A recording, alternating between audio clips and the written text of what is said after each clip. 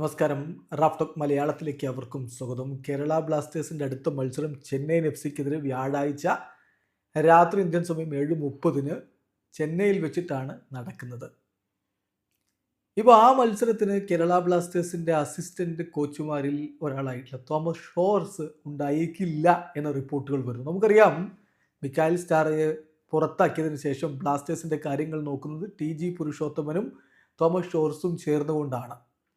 അവരിപ്പം recordically head കോച്ചായിട്ട് കാണുന്നത് Indian assistant കോച്ചായിരുന്ന TG. പുരുഷോത്തമനാണെങ്കിലും കാര്യങ്ങളുടെ ഗൗട്ടിൽ നിയന്ത്രിക്കുന്നത് തോമസ് ഷോർസും കൂടി ചേർന്നിട്ടാണ്.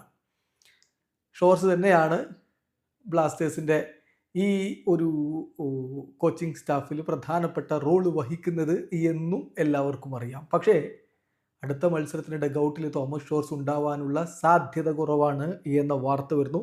ഉണ്ടാവില്ല എന്ന് ഉറപ്പിച്ചല്ല നമ്മൾ പറയുന്നത്, ഉണ്ടായേക്കില്ല എന്നാണ് റിപ്പോർട്ട്. നമുക്ക് വിശ്വാസയോഗ്യമായിട്ടുള്ള സോഴ്സിൽ നിന്ന് വന്ന വാർത്തയായതുകൊണ്ടാണ് നമ്മളിത് ചെയ്യുന്നത്.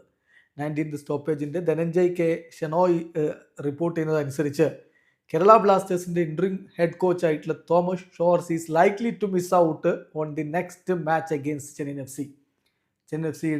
ചെന്നൈയിൻ എഫ്.സിക്കെതിരെയുള്ള ബ്ലാസ്റ്റേഴ്സിൻ്റെ അടുത്ത മത്സരത്തിൽ അദ്ദേഹം ആ മത്സരം അദ്ദേഹത്തിന് മിസ്സാവാനുള്ള സാധ്യതയുണ്ട്. 32-കാരനായിട്ടുള്ള coach currently UEFA pro licence ഡിപ്ലോമയ്ക്ക് ശ്രമിച്ചുകൊണ്ടിരിക്കുകയാണ്.